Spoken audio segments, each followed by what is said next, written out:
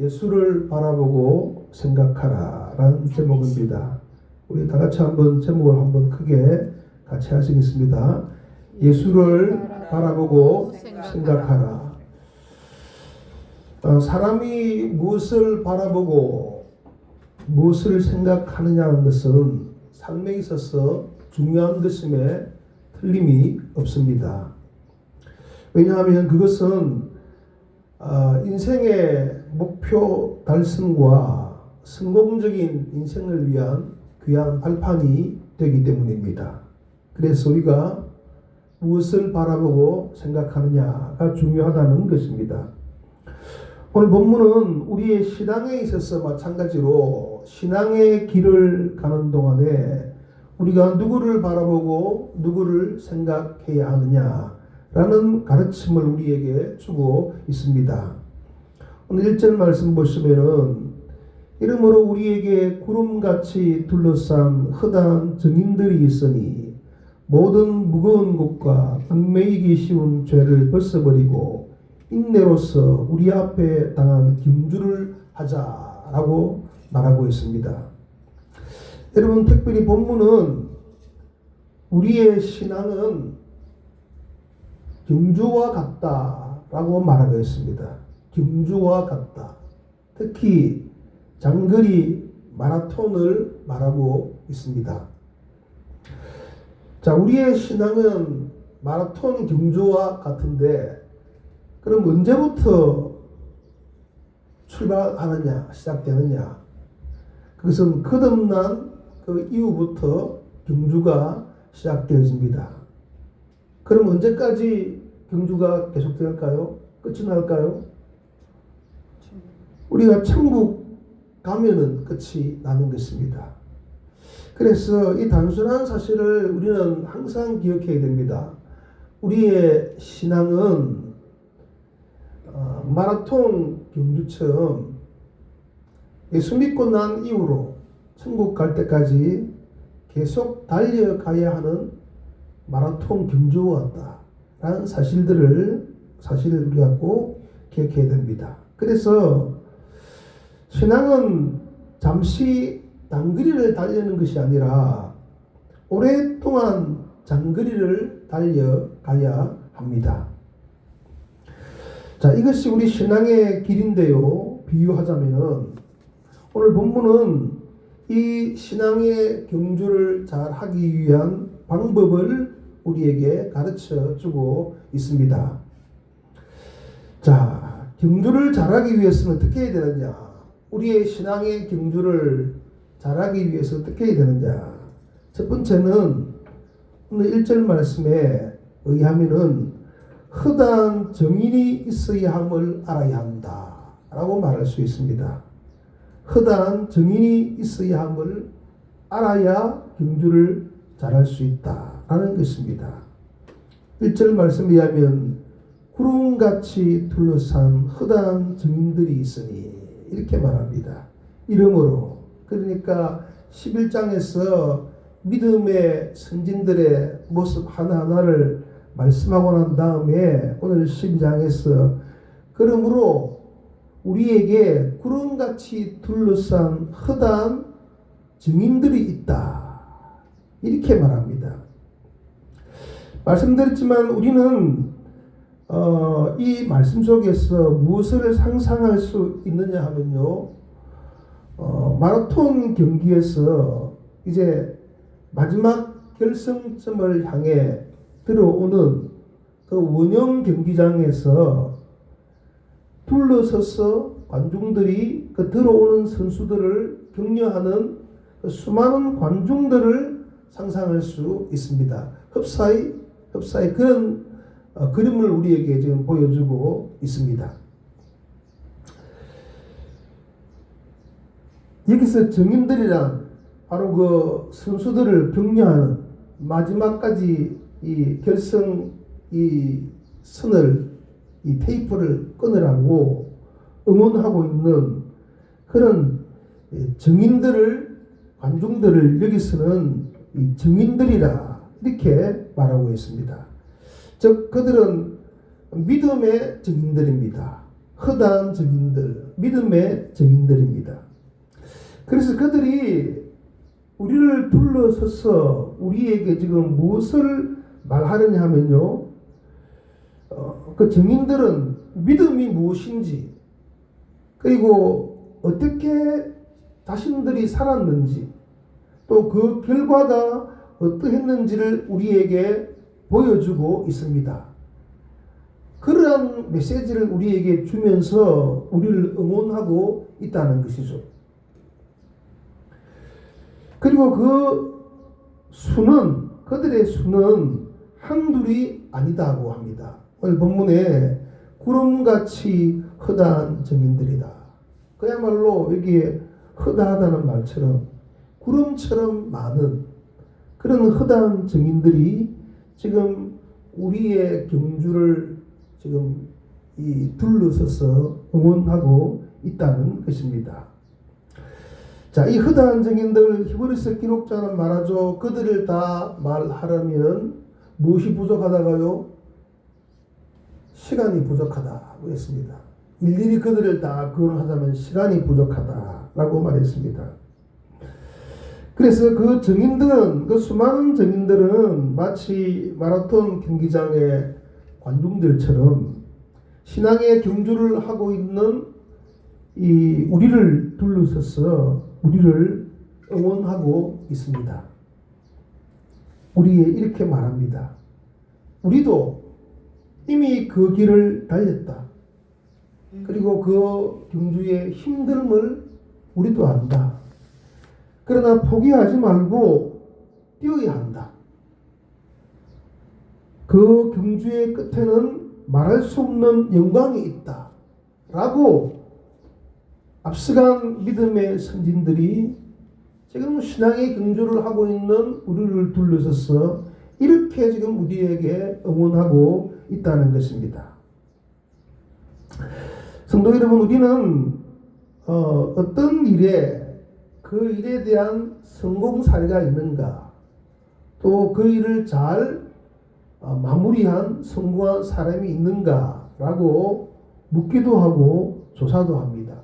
가령 어떤 산을 등반하는 사람이 있으면은 그는 먼저 그 산을 먼저 등반한 자들에게 가서 여러 가지 지식과 조언을 구하기도 합니다. 그리고 그것을 통해 자기가 그 산을 등반할 때에 여러 가지 지식을 얻고요, 또 용기를 얻게 되는 것이죠. 본문이 말씀하는 것이 바로 그러한 것입니다. 그것은 이 힘들게 신앙의 경주를 하고 있는 우리들에게 그 수많은 증인들은 너희가 가는 길은 끝까지 포기하지 않고 갈 만한 길이다. 달려갈 만한 길이다. 왜냐? 우리가 그 증인이다. 내가 이미 달려보았거든. 그 증인들은 내가 이미 그 신앙의 경주를 해보았기 때문에 내가 해본 결과 너희가 지금 가는 그 신앙의 경주의 길은 어렵지만 갈 만한 길이다 라는 것을 우리에게 지금 말하고 있는 것입니다. 그러므로 성도 여러분, 우리가 아실 것은 우리가 가는 신앙의 길은 우리가 처음이 아닙니다. 이미 많은 사람들이 이 경주를 먼저 했습니다. 그리고 그들은 이미 그 경주를 통해서 믿음의 진가와 결과를 우리에게 보여주었습니다. 히브리서 11장에서 말하고 있습니다. 그래서 믿음의 증인들이라 이렇게 말하죠. 그래서 이미 우리보다 먼저 앞서 달려갔던 허다한 증인들의 이 증언을 통해서 우리가 가는 길은 갈만한 길이고 갈 수 있는 길이고 또 가야만 하는 길이다 라는 것을 우리가 알 수 있다는 것입니다. 우리가 가는 길은 결코 우리에게 실망을 주는 길이 아니다 라는 것을 우리가 그들을 통해서 알 수 있다는 것입니다. 그래서 본문은 우리 이렇게 말하죠. 그런 것을 보고, 허다한 증인들을 보고 너희들이 힘들 때마다 이 길을 앞서갔던 믿음의 사람들을 생각해보고 그 믿음의 진가와 그 믿음의 결과를 보고 너희들도 너희의 경주를 멈추지 말아야 된다 라는 것을 우리에게 교훈해주고 있습니다.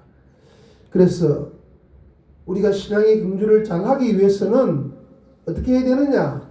이미 그 길을 달려갔던 신앙의 허다한 증인들이 있음을 알고 그들이 우리에게 무엇을 지금 말하고 있는가를 알아야 우리의 신앙의 경주를 잘 할 수 있다라는 것입니다.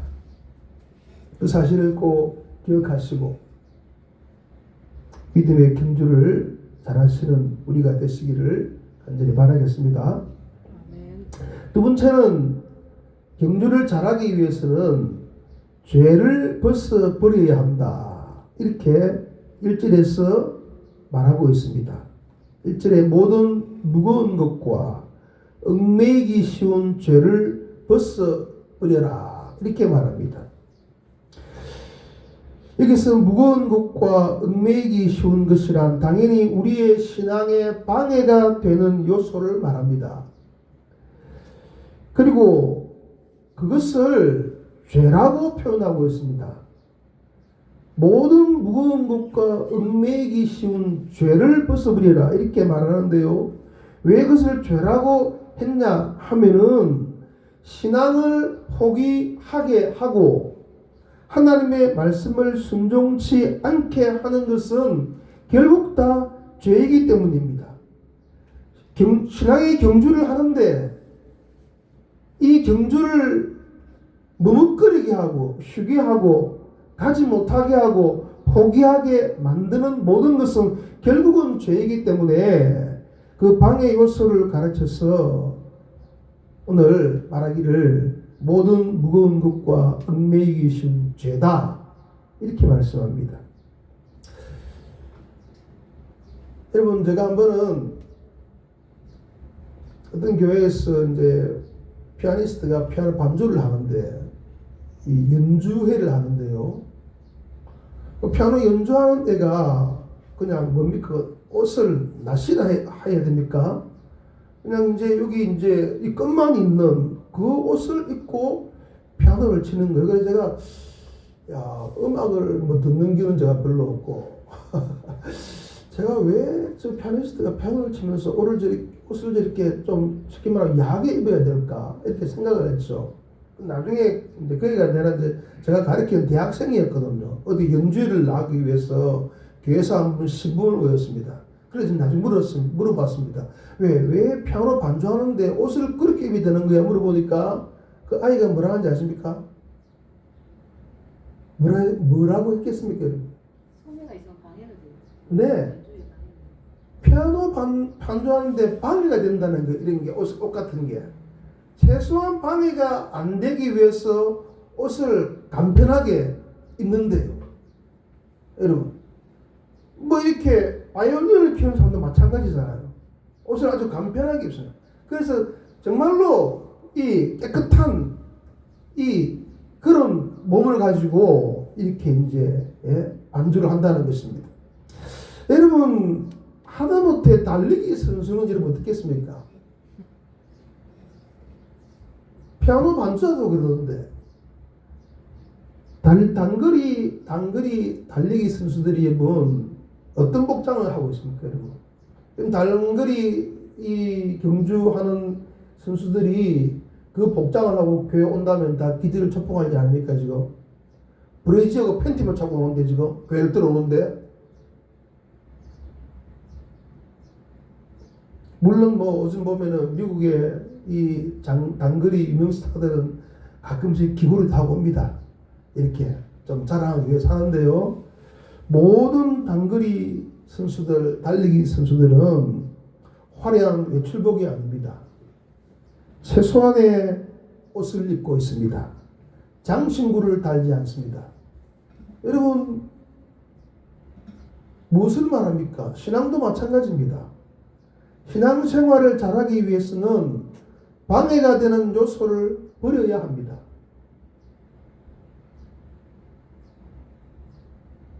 단거리 선수들이 신발을 하나 만드는 것도 거기 만드는 제조사에서 굉장히 신경을 쓴대요. 어떻게 하면 이거 뭐 공기의 저항을 덜 받고 가볍고 이렇게가 신고 나온대요, 여러분들. 옷도 마찬가지입니다. 수영복 선수들이 가끔씩은 긴 옷을 입고 오잖아요. 이게 더 이 물의 저항을 덜 받는다라는 거예요. 여러분, 신앙생활을 잘 하는데도 마찬가지입니다. 성도 여러분, 여러분 자신에게 있어서 신앙에 방해가 되는 요소가 무엇입니까? 신앙의 경주를 하는데 귀걸이, 코걸이, 목걸이, 발목걸이 다 걸고 뛰려면은 뛸 수 없는 것이죠, 여러분. 그러니까 제가 구체적으로 말하지 않아도 내가 나의 신앙의 경주에 나에게 방해가 되는 것은 무엇인가? 그것이 취미이거나 특기이거나 무엇이든 간에 이것이 내 신앙에 방해가 된다 라고 생각하면은 그것을 죄라고 말하고요, 그것을 벗어버려라 이렇게 말합니다. 여러분, 우리가 취미를 가지는 것이 잘못된 것일까요? 사진 촬영을 잘하는 사람들 이런 취미를 가지고 있습니다. 그게 뭐 잘못된 것입니까? 그러나 그것이 지나쳐가지고 내 신앙에 방해가 된다면 하지 말아야 되는 것입니다. 그런 냉정함이 필요한 것이죠. 그래서 그런 장애 요소들을 벗어버리지 않고서는 결코 신앙의 바른 경주를 할 수 없다. 그래서 오늘 본문에 그런 신앙의 방해 요소를 버려라 이렇게 말하고 있습니다. 세 번째는 1절의 말씀에 하면은 인내해야 한다 이렇게 말합니다. 이 히브리서를 우리가 보시면서 인내라는 이 말을 많이 듣고 있습니다. 여러분, 신앙 경주를 잘하기 위해서 허다한 정인이 있어야만 알아야 하고요. 무거운 어떤 장애 요소를 다 던져 벗어 버려야 하고요. 세 번째는 인내해야 한다라고 말합니다. 여러분, 모든 일이 다 그러하겠지만 특히 운동 선수들에게는 인내가 대단히 중요합니다. 인내 없이 되는 일이 있습니까?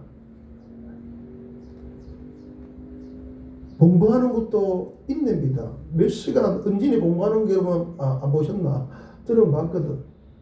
하루 종일 앉아서 책 보고 있습니다. 이게 보통 힘든 일입니까? 그러나 운동선수들에게는 인내가 더 중요합니다.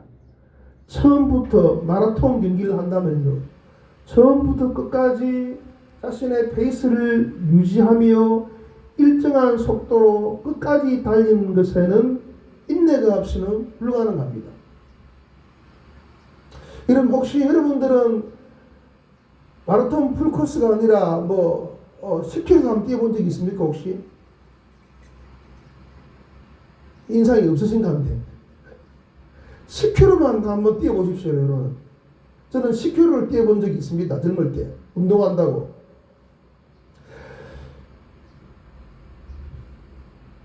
그야말로 숨이 넘어가는 듯한 고통의 순간을 거쳐야 마라톤을 할 수가 있습니다. 체중 조절을 하고 선수들이요, 식단 조절을 하고 웨이트 트레이닝을 하는데 이게 보통 힘든 게 아닙니다. 저도 어릴 적에 조금 대회 한번 나아가 보기 위해서 이런 거 한 적이 있는데요, 체중 조절이 얼마나 힘든지 모릅니다. 멀쩡한 몸에 10kg를 갑자기 빼보려 해보십시오. 이게 계란을 삶을 정도의 물에 들어가 앉아 있어야 됩니다. 한여름에 옷을 몇 겹을 입고 운동을 해야 돼요, 여러분. 그리고 그게 정말 숨이 막혀가지고 죽을 노릇이에요. 저는 그 습관을 버리지 못하고 꼭 운동하고 들어오면 그 다음날 몸살을 앓거든. 제가 이 조절을 정말 못해요. 그런 고비를 한 5번 넘기고 제가 들어오거든. 여기 앞에 운동장에 운동하러 갔다 오면. 그렇기 때문에 당연히 인내가 있어야 됩니다. 마라톤 경기는 더 말할 필요가 없죠. 여러분, 풀코스를 달리는 어떤 일반인에게 어떤 사람이 질문을 했습니다. 해보니까 어떻노? 그래 좀 마라톤을 풀코스 달려보니까 좀 희열이 있더라. 이렇게 물어보니까요. 처음부터 끝까지 죽겠더라. 이렇게 얘기했습니다. 이게 현실이에요. 희열이 어디 있노? 희열이 지금 죽을 판인데 처음부터 끝까지 뛰어보니까. 그러므로 인내가 없이는 절대로 좋은 결과를 기대할 수 없습니다. 우리의 신앙도 마찬가지입니다. 인내해라 그랬거든요. 그야말로 우리의 신앙은 마라톤입니다. 그저 한번 전력 질주해서 끝나는 경기가 아닙니다, 여러분. 한번 철학기도 하고 한번 성령 충만하고 해서 끝날 경기가 아닙니다, 신앙은. 우리가 처음 예수 믿을 때부터 경주는 시작되고 그 경주는 우리가 천국 갈 때까지 계속되어져야 한다는 것입니다. 그러면 뭐 그 길이 쉬우냐? 신앙생활을 조금 더 해보셨으면 다 느낍니다. 쉬운 길이 아니다, 신앙의 길이. 정말 하나님이 이렇게 저렇게 간섭하지 않는다면은 너무 쉽게 넘어지거나 포기하거나 할 수밖에 없는 것이 신앙의 길입니다. 각양각처에서 다양한 종류의 고난이 있죠. 시험이 있습니다. 유혹이 있습니다. 내 안에 내적인 연약함과 부족함이 있습니다. 외적인 고난과 갈등들이 항상 나에게 있습니다. 먹고 사는 문제가 있습니다. 이런 모든 문제 앞에 우리가 결코 만만하게 보고 갈 수 있는 길이 신앙의 길이 아닙니다. 그냥 대충 귀걸이 코걸이 하고 그냥 뭐 대충 쉬었다 가고 이러려면 쉽죠.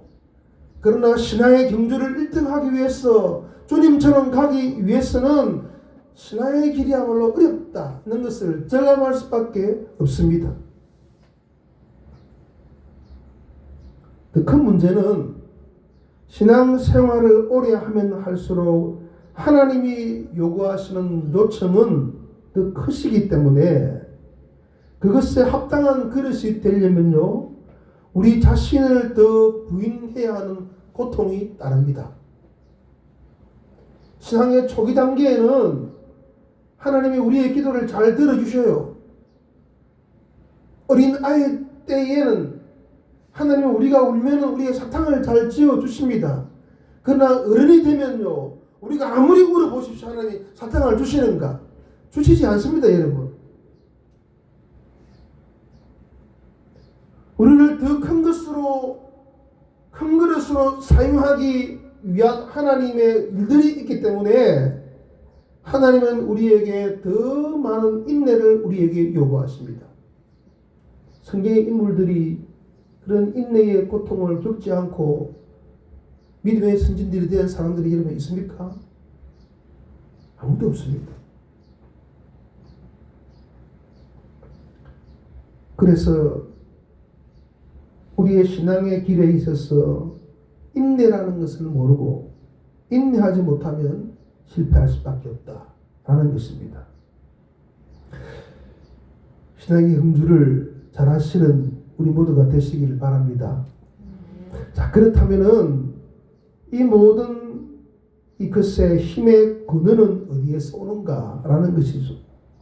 그것은 2절 말씀, 3절 말씀에 이렇게 말하고 있습니다. 믿음의 주요 또 온전하게 하시는 이인 예수를 바라보자.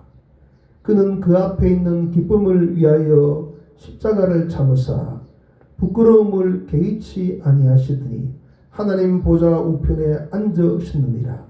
너희가 피곤하여 낙심하지 않기 위하여 죄인들이 이같이 자기에게 거역한 일을 참으신 일을 생각하라.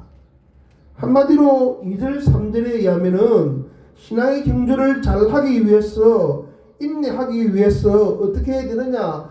예수를 바라보고 생각하라 라는 것입니다. 바라보고 생각하라는 것은 신앙의 목표와 표대를 바르게 직시하라는 것입니다.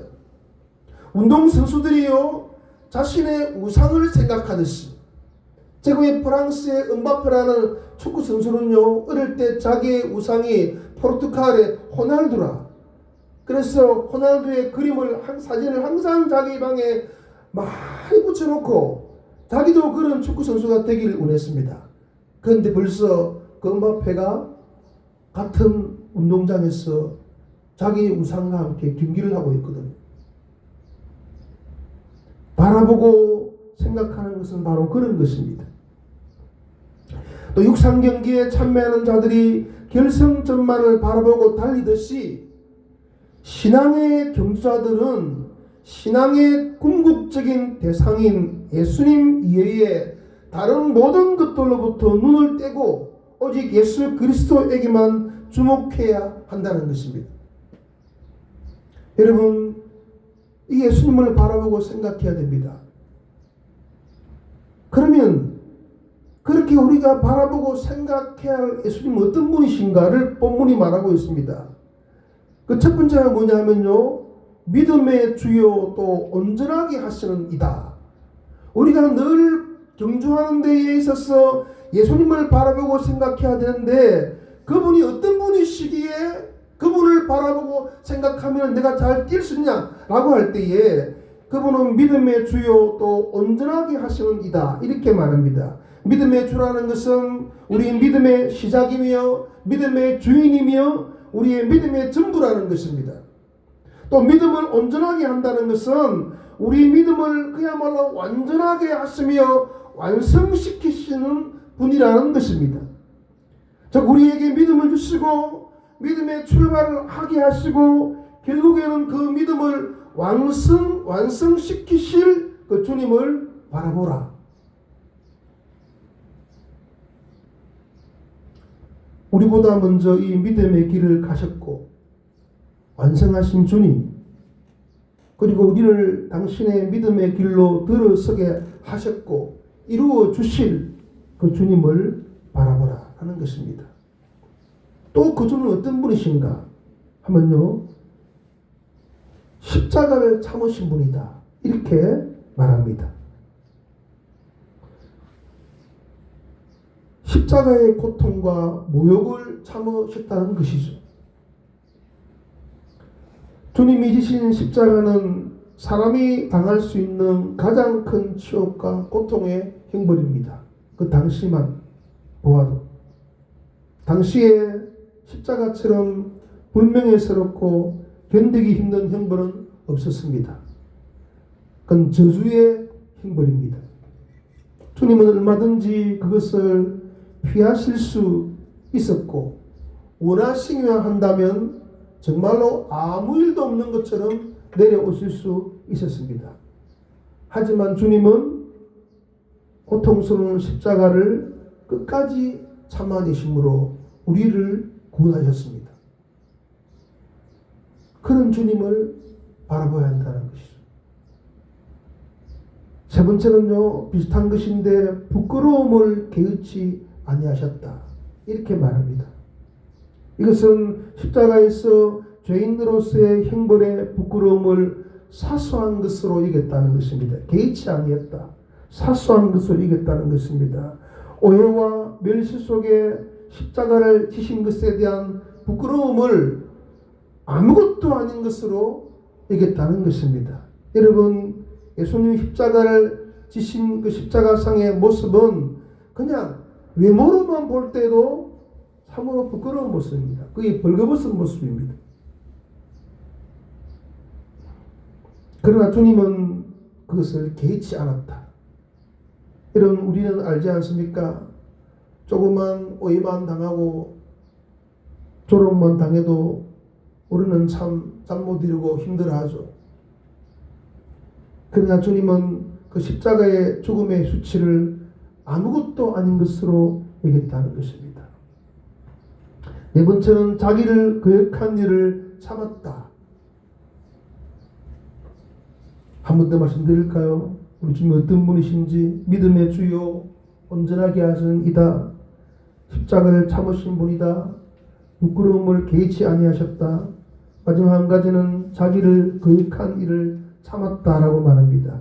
여러분, 주님의 생애는 시작부터 끝까지 사람들의 배척 속에 이루어진 것입니다. 어떤 학자가 이렇게 써놓은 것을 제가 그대로 인용해 왔습니다. 제가 한번 읽어드릴게요. 주 예수께서는 선지자로서의 기만을 당하셨고 왕으로서 모독을 당하셨다. 제사장과 구주로서 가장 극심한 경멸을 받으셨다. 그는 백성들을 속인다는 송사를 받았고 백성들을 미혹하는 자라는 송사를 받았다. 사람들은 그의 가르침을 반대했으며 그의 인격을 모독하기도 했었다. 그는 세리들과 죄인들과 함께 대화하고 친구가 되었다고 해서 구설수에 오르기도 했었다. 안식일에 병자를 고쳤다고 해서 율법을 어기는 자로 정죄받았고 귀신에 사로잡힌 자를 고쳐주었다고 귀신과 짝하여 그런 일을 했다는 모함을 받기도 하였다. 출생이 미천하다는 식으로 구박을 받기도 했었고 먹기를 탐하고 포도주를 즐기는 자라는 낙인이 찍히기도 했었고 가이사를 반대하여 말하는 자로 송사받기도 했었다.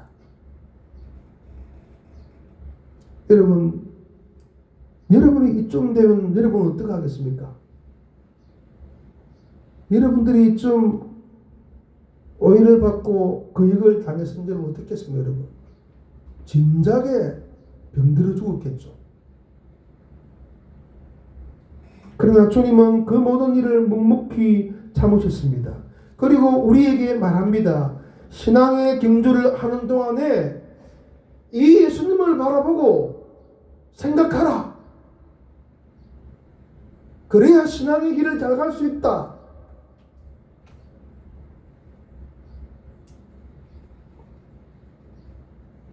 우리 주님이 그렇게 하신 이유가 무엇입니까, 여러분? 우리가 바라보아야 할 그 주님이 이렇게 참으시고 한 이유가 어디에 있습니까? 2절은 말합니다. 그 앞에 있는 기쁨을 위하여 이렇게 말합니다.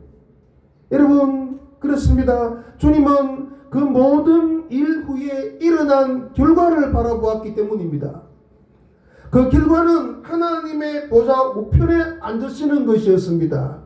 그것은 모든 일의 오해와 모욕이 풀리는 날이고 인류를 구원하고 새로운 통치자로서 보좌에 좌정하시는 날입니다. 주님은 그것을 바라본 것이죠. 그것을 바라보고 인내하고 참았습니다. 그러므로 성도 여러분, 성경은 또 말합니다. 그 주님을 바라보고 생각함으로 그 주님이 승리하신 그 승리에 동참하라고. 너희도 동참하라고. 너희도 앞에 있는 기쁨을, 다음에 있을 기쁨을 바라보라고 우리에게 말하고 있습니다. 여러분, 대인은 소인과는 다릅니다. 제가 대인들을 볼 때마다 느낍니다. 그래, 나 같은 소인과는 다르구나. 큰 것을 보는 자는 적은 것에 예민하지 않습니다, 여러분. 결과를 안다면 과정에 얽매이고 마음 졸이지 않습니다. 지금 요즘에 무슨 경기를 하고 있습니까? 축구 월드컵을 하고 있죠. 우리나라 이겼습니다. 이겼습니다. 이미 이긴 게임을 집사람이 보고 있는 거야.